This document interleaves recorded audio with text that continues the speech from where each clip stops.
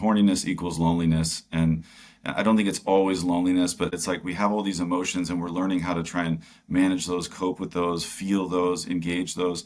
And then again, the earlier that some kind of synthetic self-medicating type, you know, behavior or substance, right, enters the picture, it's like we start turning to those and we really limit, we underdevelop our capacity to feel the full breadth and depth of our feelings.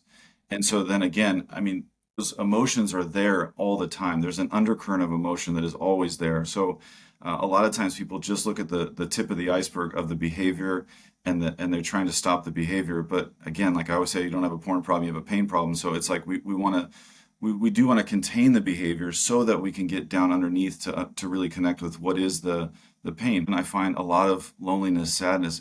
I think a lot of this really comes down to like we have not really developed as a culture a robust way of learning how to grieve well. So I would actually say that for me, I think the heart and soul of a lot of this is that I just am terrified to grieve and feel the depth of my pain, which again can show up as loneliness and sadness and anger and hurt and shame. All of those are part of it. Anna Lemke at Stanford with Dopamine Nation has done such an incredible job speaking to that pain pleasure balance, and that we just are as a culture, but especially as an adolescent and child population, like it's like we're ingrained to move towards any kind of pleasure seeking and avoiding of pain at all costs, which is like the exact opposite of what we need to be helping kids learn how to do. And research shows that porn use and stress can feed each other in a loop, right? So stress drives the behavior to seek out porn, and then engaging in the behavior increases the stress. Again, we developed that coping mechanism early on before life even got dramatically painful a lot of times for a lot of us, right? So I think more and more I see people, they're not necessarily like in this deep trauma and pain and learning to use porn to cope with some, capital T trauma. It's just that like it's really pleasurable. And so even the micro traumas, I did poor on a test, or I feel anxious about a test at school or whatever. It's like these things that are still pain, but on the continuum we would say like, okay, those are like daily stressors. And again, that's part of the problem is I didn't develop a way of handling distress, emotional distress in reasonable, healthy ways. And so we learned to start pulling that lever from a young age and just repeatedly.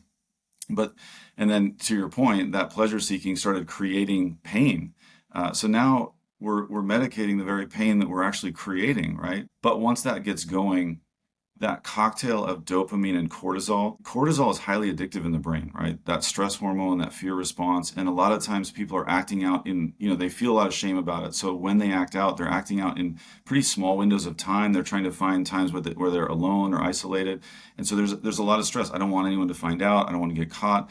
And so almost the anticipation of getting the lust hit, the image, the orgasm, whatever, the pursuit of that becomes more addictive than the actual hit, right? Because it's the excitement, the adrenaline, the norepinephrine that's bursting through my system. It's like a 10x on, porn itself is addictive, but then you add that component to it.